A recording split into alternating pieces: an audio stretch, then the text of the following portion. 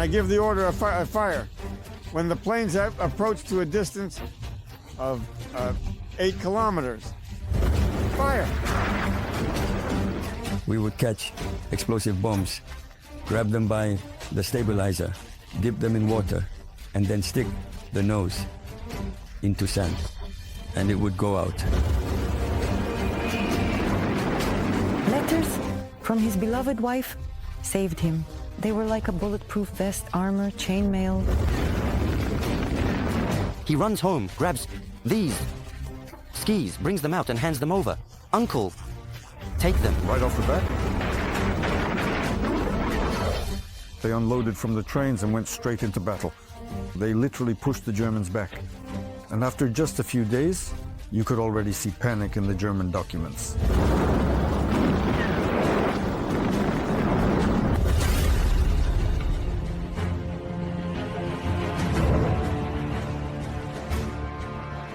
For the heroic defense of Moscow, children and women were involved. They put out incendiary bombs, stood watch on the rooftops. The Podolsk cadets, the 28th Panfilov heroes. Thanks to the heroic deeds of all Muscovites. On May 8, 1965, the capital of the Soviet Union, Moscow, was awarded the honorary title of Hero City.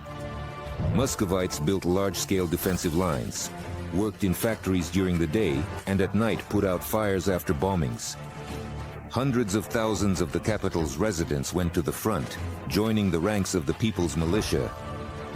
And the heroic battle near Moscow turned the tide of the war and brought the great victory closer. Today, at 4 o'clock in the morning, without presenting any claims to the Soviet Union, without declaring war, German troops attacked our country. It was right here on Nikolskaya Street that Muscovites heard the news about the declaration of war. At noon on June 22, 1941, Vyacheslav Molotov addressed the nation with a speech. This moment was captured in a photograph by photographer Yevgeny Kaldey. At that moment, many people's lives were divided into before and after. According to the plan of the Wehrmacht General Staff, codenamed Barbarossa, the attack on the USSR was carried out by 3 army groups: North, South, and Center. The last of these was supposed to advance through Belarus, reach Smolensk, and finally, the main objective, Moscow. Why did Hitler try so hard to capture Moscow? Because it is the most important center, the military, political, and transportation hub, as well as a cultural center. That's why he believed that with the capture of Moscow, the war would essentially be over.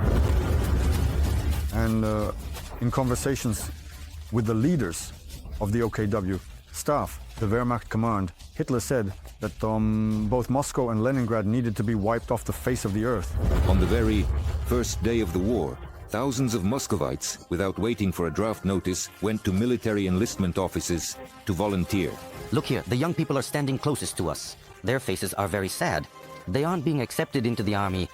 Like many others, they weren't even 18 years old yet.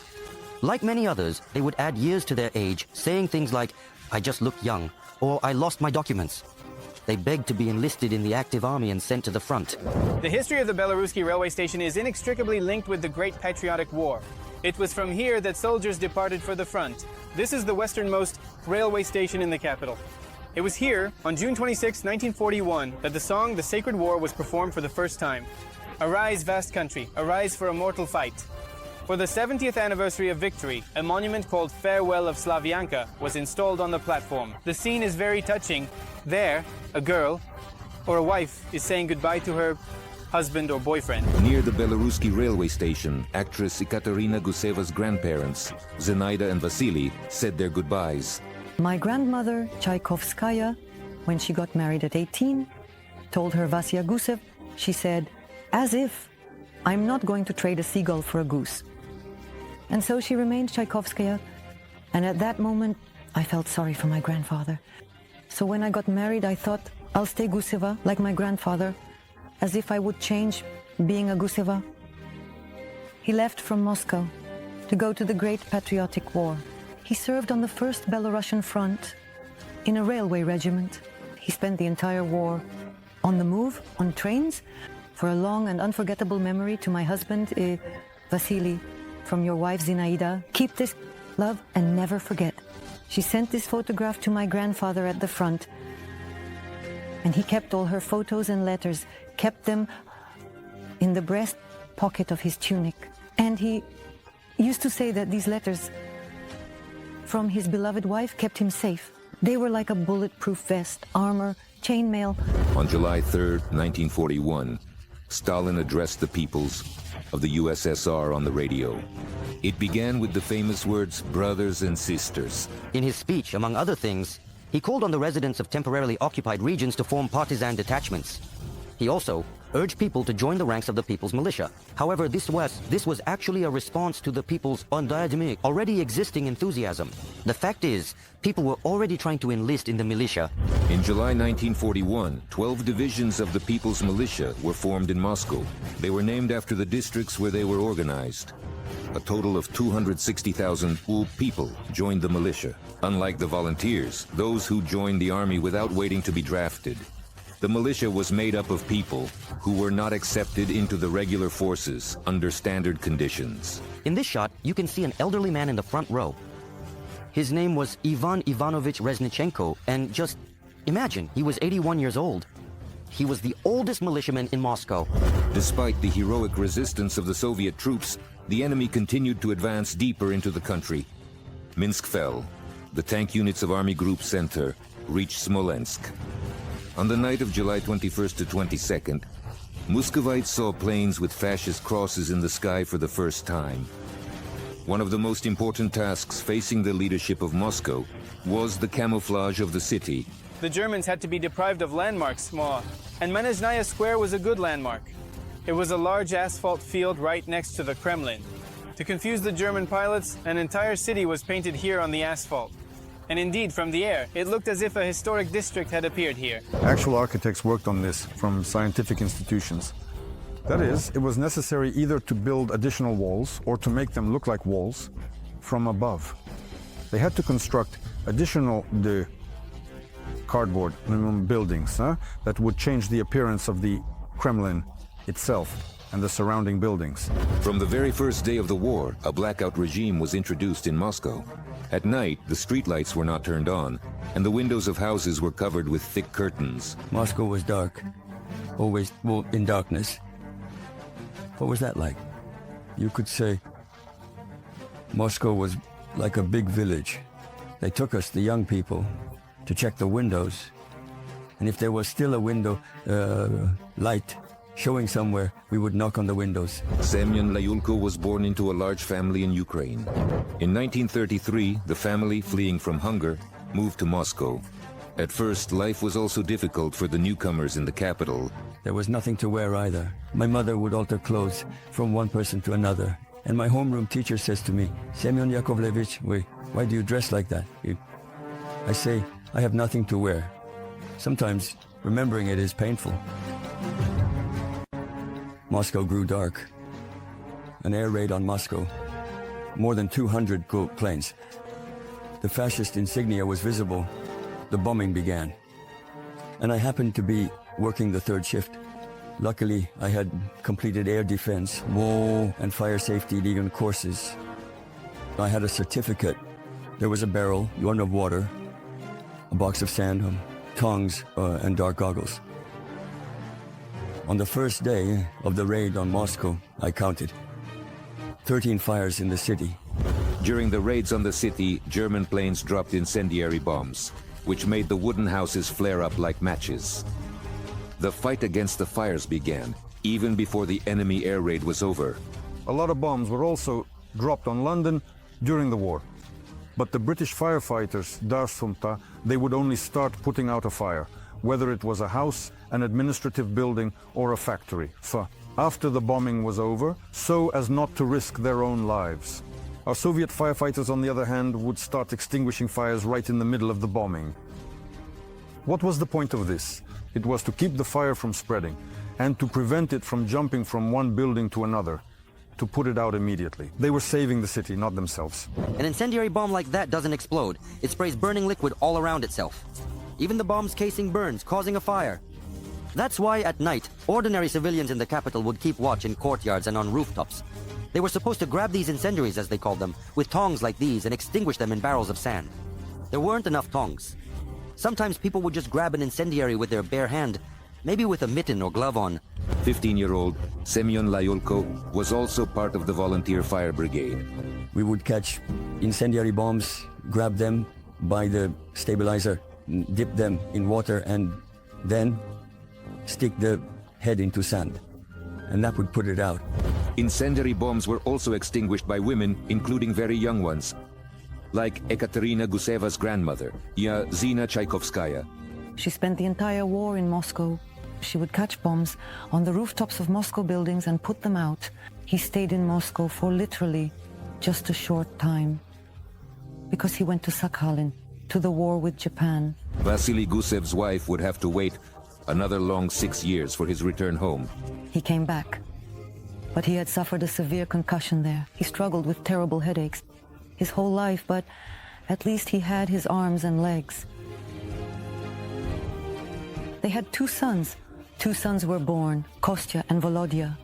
All in all, it's a happy story of a happy, loving family, of the Seagull and the Goose, as I like to say. After their night shifts on the streets, Muscovites had to return to their workplaces. At the factory, you can't imagine, we worked 12-hour shifts. There was an order, do urgently, dismantle all the machines and send them to the east. And we took everything apart, all the machines. And what hard work that was. Not only factories were being evacuated, but also the residents of the capital, especially children. Many of them were taken out of Moscow by their parents on their own. My grandmother was only 14 years old when the war began. She was sent to be evacuated to a town near the city of Lipetsk. Some relatives lived there. As for my great-grandmother, she was given exactly 4 days of leave. This building is one of the most famous monuments from the time of the Great Patriotic War. The house on Mokovaya is divided into 2 parts for a reason. In 1941, a bomb hit here and destroyed the structure. About 30 people died as a result. It was decided not to restore the monument to its original form, leaving it as a reminder of the war. During the war, the Moscow metro was used as a bomb shelter. When an air raid siren sounded, the metro escalators would only operate downward. There were metro stations equipped with special beds for children, a dairy kitchen, primarily for children, special first aid kits for the wounded, and if necessary there were medics. There was even a library.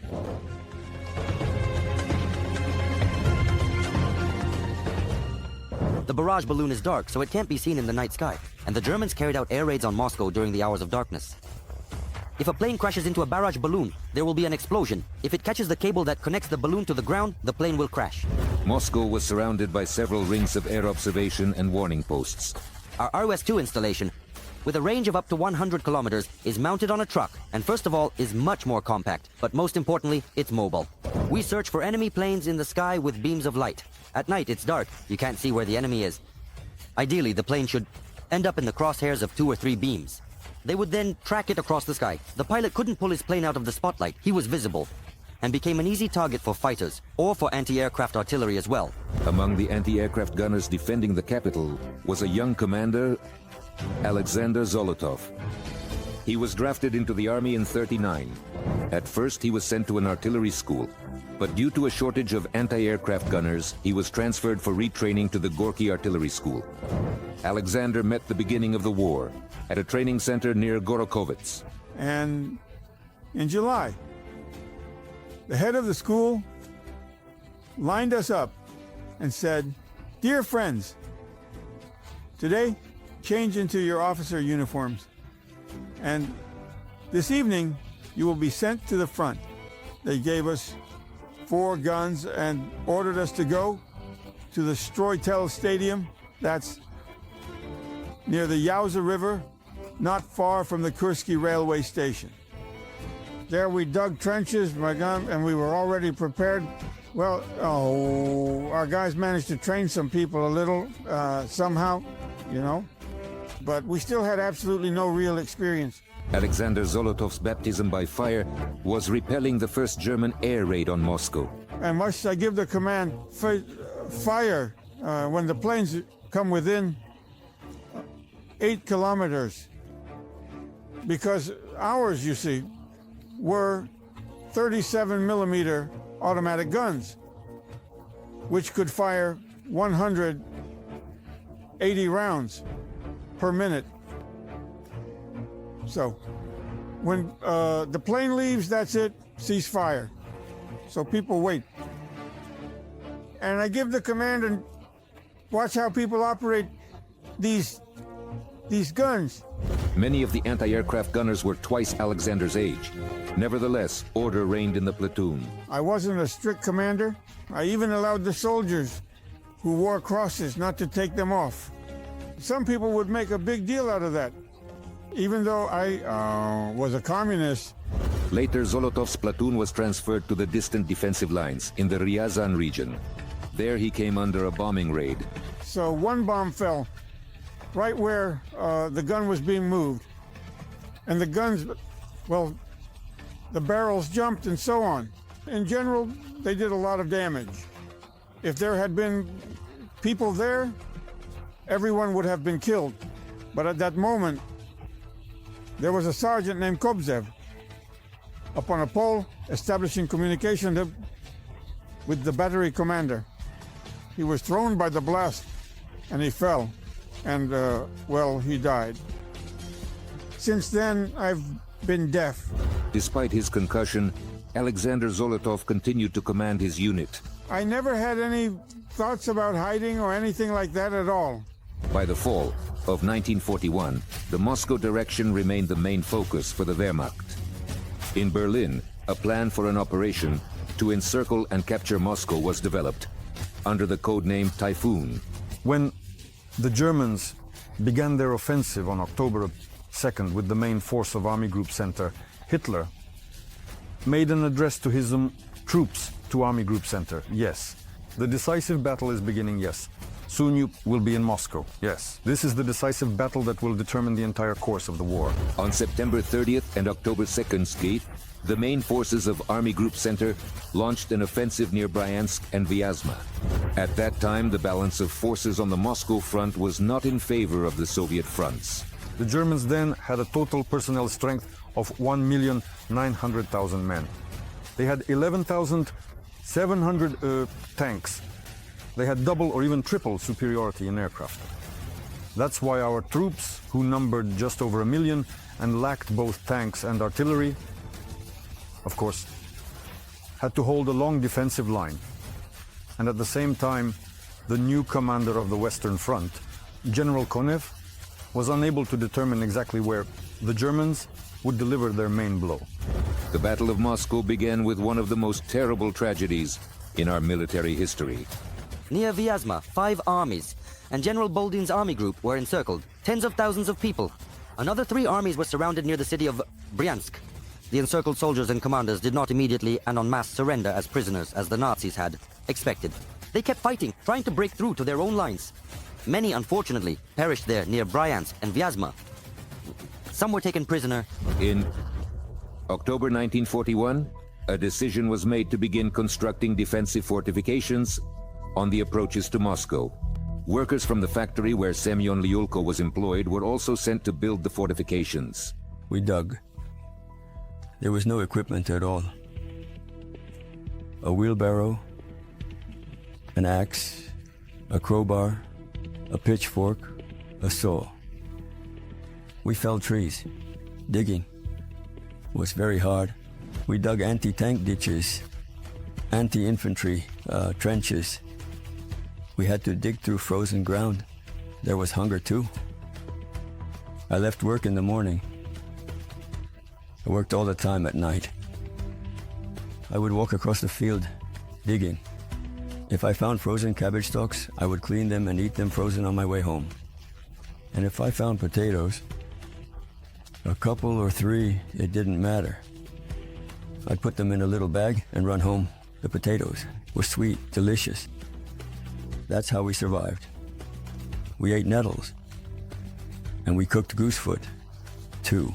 In order to stop the German advance, every possible reserve was thrown into the defense of Moscow. There were several reserve rifle regiments. There were several tank brigades. They pulled cadets from the Podolsk military school, both the artillery and infantry schools, and the Supreme Soviet School in Moscow as well. So these cadets, young guys, they were 17 or 18 years old, studying to become officers, to become commanders. On October 14th, the enemy captured Rzhev and Kalinin. There was very little left to Moscow. By the end of October, German bombings became more frequent. On October 22, 1941, the Bolshoi Theater was damaged by the explosion of a German aerial bomb. Despite the difficult conditions, Muscovites began restoring the building almost immediately. But the destruction could have been even greater, if not for the work of Soviet architects, who disguised the Bolshoi Theater as several small houses. The camouflage work was led by the renowned architect Boris Iofan. He was the designer of the Palace of the Soviets. The Pushkin Museum also bears traces of 1941. The facade of the building was damaged by fragments from a German aerial bomb. These traces of damage are still visible on the building today. On October 20th, 1941, an order was issued to mine the most important sites in the capital. At that time, 20 main bridges were counted in Moscow. For each bridge, if the Germans approached, a ton of explosives was prepared. In other words, each bridge was to be destroyed. Administrative buildings, government buildings were also mined, where, as it was believed, and as stated directly in the order, the Germans might celebrate their victory. Word spreads throughout the city that Stalin is staying in the capital. This gives the citizens confidence that Moscow will not surrender. Mayakovskaya metro station. Today, Muscovites are hurrying to work. But what was happening here in 1941? At that time, Mayakovskaya station was the deepest in the Moscow metro, 33 meters underground. That's why it was one of the main bomb shelters in the capital. It was here on November 6, 1941, that Joseph Vissarionovich Stalin even spoke at a party meeting.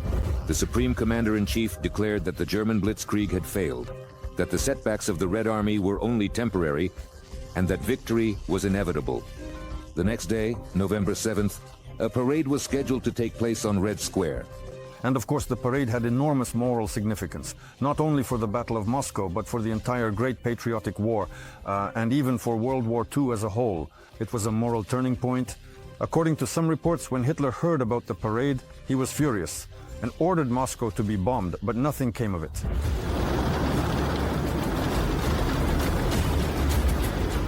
On December 5th, 1941, the Soviet counteroffensive near Moscow began. Here's a unique case. When we launched the counteroffensive, we actually had fewer troops than the Germans. The Germans still had about 1.5 million men at that time. We had around 1,200,000. The shortage of forces and resources was compensated by the right choice of timing for a surprise attack, and most importantly, by the incredible courage and bravery of the Soviet soldiers. The troops, as they arrived at the front, would immediately unload from the trains and go straight into battle. They literally pushed the Germans back, and within a few days, you could already see panic in the German documents. When I read the letters of German soldiers and officers from the front, they said, "Here we go again. We are repeating Napoleon's fate. Once again, it's winter, once again, it's Moscow. We are retreating, we are running, it's cold," and so on. In just 1 month, German troop losses amounted to more than 100,000 men. Our troops are liberating villages, towns, stations, small stops, and hamlets. And so it's the first days of January 1942. A detachment of skiers is passing through a liberated village near Moscow. It so happened that one of the soldiers, Sergeant Parkrichin, broke his skis. A local resident, a boy named Kolya Borisov, saw this. He ran home, grabbed these skis, brought them out and handed them over. "Uncle, take them." Kolya Borisov asked for the skis to be returned after the victory. Sergeant Pokrushin left the skis in a village in the Smolensk region, but he was only able to retrieve them 30 years later. He travels to the Smolensk region, to the right village. Relying on his memory, he finds the house he had seen only once in his life. He knocks, though without much hope. Strangers open the door to him and he says to them, "You know, in the spring of '42, I left my skis here." And in response, he hears, "They're waiting for you. In the attic, only one ski pole has gone missing somewhere." These people were born after the war, had never seen Pokrushin in their lives, didn't know his name, or even whether he was still alive. But they kept those skis, hoping that someone would come back for them. Muscovites greet the new year of 1942 with hope. New Year's parties are held for children. The Battle of Moscow went down in history as an example of incredible courage and bravery. It ended on April 20th, 1942, and most importantly, it turned the tide of the war. The plans for a lightning offensive had completely failed. Germany was drawn into a long war of attrition.